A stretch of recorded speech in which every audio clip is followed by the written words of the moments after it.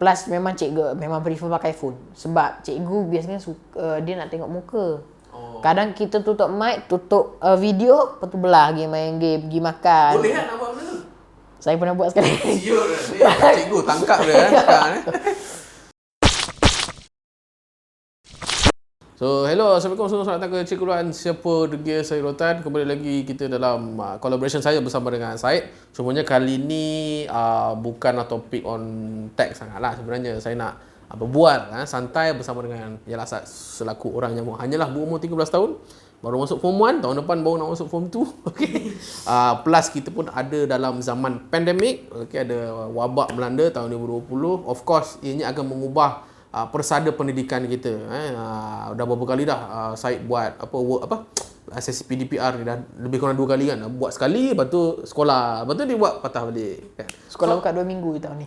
Sekolah 2 minggu je. 2020-2021 2 minggu saja. 2 minggu saja. 2 minggu saja. So patah balik ke sesi PDPR. So saya nak tanya berkenaan dengan apa dia struggle paling common untuk sepanjang korang buat sesi PDPR bersama dengan cikgu-cikgu kat luar sana. Murid-murid yang agak degil-degil sikit kan. Termasuk saya. Kadang-kadang kalau homework cikgu tak tanya. Sebab cikgu tak ada tengok kat buku kan. Okay. Saya ni agak jarang-jarang Tapi kalau boleh memang saya buat. Bos kerja memang cikgu banyak bagi online macam Google Forms, quizzes macam tu. So tak adalah banyak sangat kerja nak menyalin tu. Tapi tak tahu apa dah jadi dengan tangan kita orang ni, nanti menulis nak kena belajar menulis balik. So maksudnya daripada segi workload kerja sekolah tu lagi kurang lah daripada you pergi ke sekolah lagi kurang kerja menulis.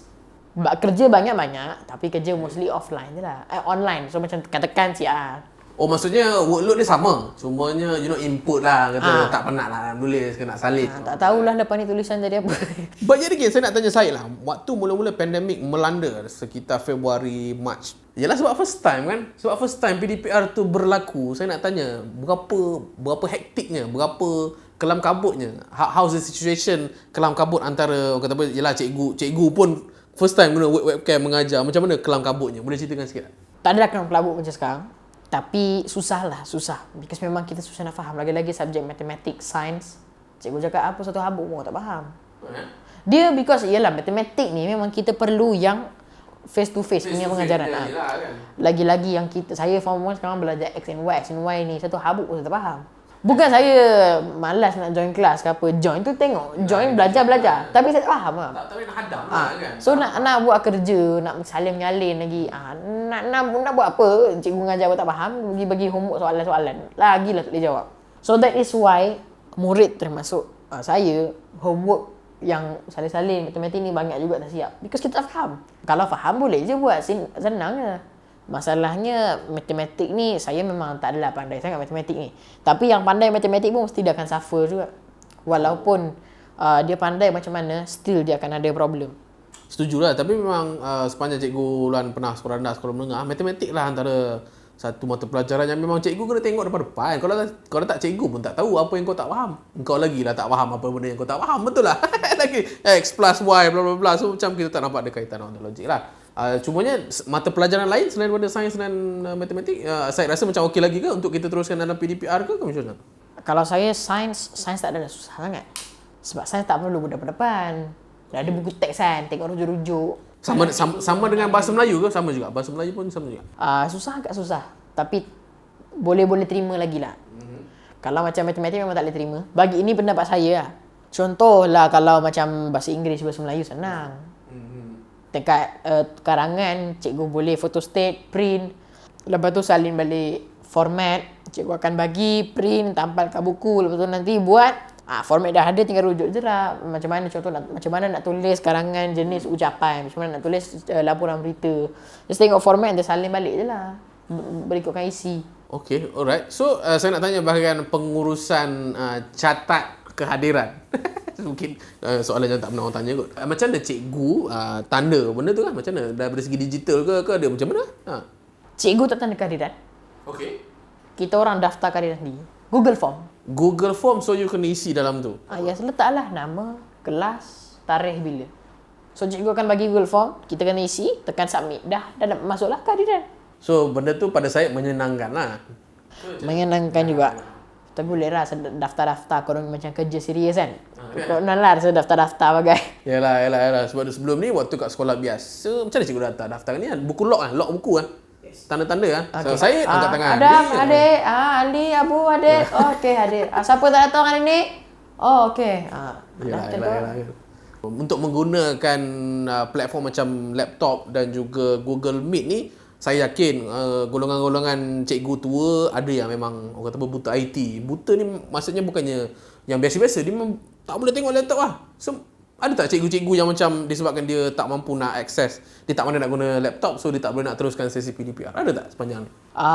Tak pernah ada setakat ni. Alhamdulillah cikgu-cikgu saya pandai juga IT. Okay. Ada yang cikgu yang tak pakai laptop pun, dia pakai phone.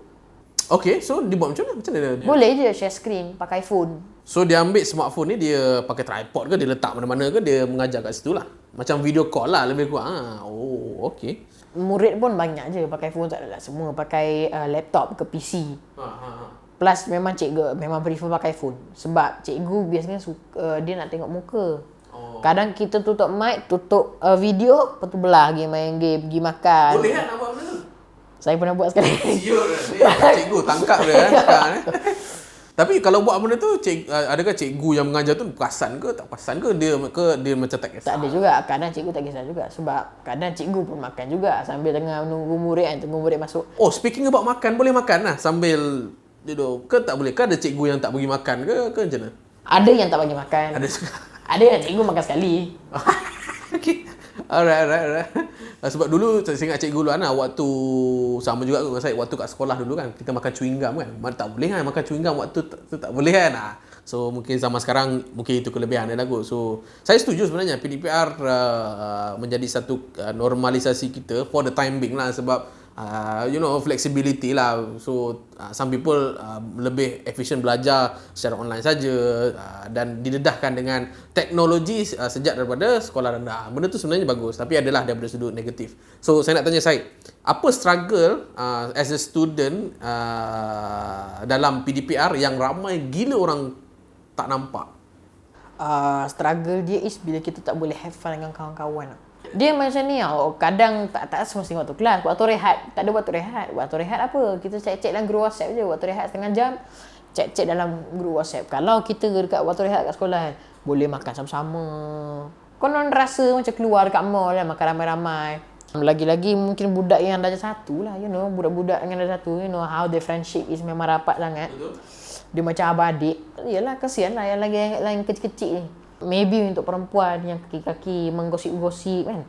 Itu negatif ke positif? Entahlah kata negatif ke positif. Tapi I mean like the physical attraction, yes, physical attraction, conversation. Dia bukan sebosan. Kalau cikgu tu fun, cikgu tu reti mengajar, cikgu tu reti menghiburkan, okey, tak masalah. Tapi ada a few cikgu yang memang dia tak macam cikgu basically PDPR ni cara nak menghilangkan bosan. Cadangan saya ada soal jawab, ada quiz macam quizzes, Kahoot apa semua kan. So boleh macam bertanding dengan kawan-kawan point mana paling tinggi. So ada juga cikgu yang memang saya buat research jugalah. Cikgu tu dia akan buat quizzes. So quizzes siapa menang dapat duit RM10, nanti cikgu transfer duit.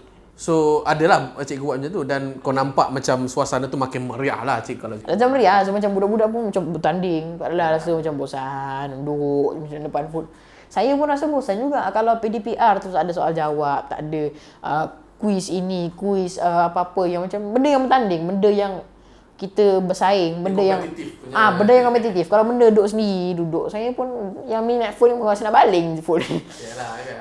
Because iyalah kita duduk sejam 2 and benda pun kita bukannya faham sangat pun. Kalau bahasa senang lah.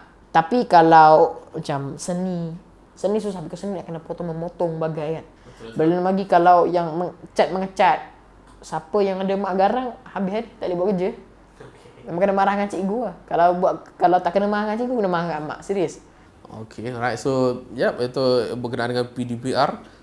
Di mana Cikgu Luan boleh simpulkan kepada you guys yang penonton. Saya tahu yang orang jaranglah topik ni menjadi satu kehangatan lah, sebab Cikgu Luan channel is a tech ataupun video making channel. Tapi this is my PSA kepada you guys sebagai awareness di mana Cikgu Luan nak cuba dedahkan di mana generasi baru, lagi-lagi macam generasi Syed ni, adalah generasi di mana struggle tu memang different. Dia tak boleh nak simple as pukul sama rata. Oh, budak sekarang tengok laptop pun tak sanggup. Sebab zaman dulu nak pergi sekolah dulu, saya terpaksa harung sungai tu 5 km, saya terpaksa Ada yang harung sungai. panjat bukit. Panjat bukit tu semua. Okey, itu struggle lain-lain. Dan saya boleh katakan struggle ketika pandemik ni jauh lagi detrimental ataupun jauh lebih kata apa makan dalam, sebab pada saya mental health tu semakin degrade sebab interaksi tu hanyalah sekadar digital. You nak kena handle dengan internet slow, you nak kena handle all this limitation.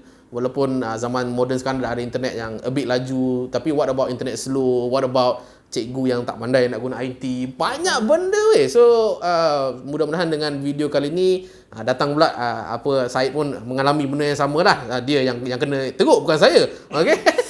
So mengharapkan top up lah ataupun bantulah golongan-golongan muda macam Syed, sekolah rendah, sekolah menengah, bantulah cikgu. Jangan nak kutuk cikgu je, kata cikgu makan gaji buta.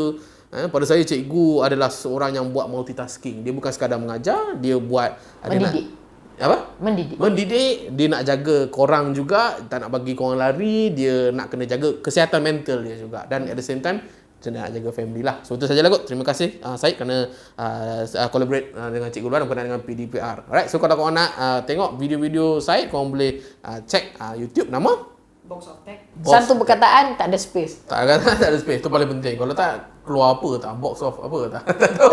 Okay. Alright, itu saja daripada saya. Apalagi juga saya tahu gunakan video editing ke video shooting itu semua, korang boleh roger dalam ruangan komen di bawah supaya saya boleh buat video upon request you guys. Itu saja daripada saya. Saya Cikgu Luan. Siapa degil, saya Rotan. Alright, good boy. Alright. Dah.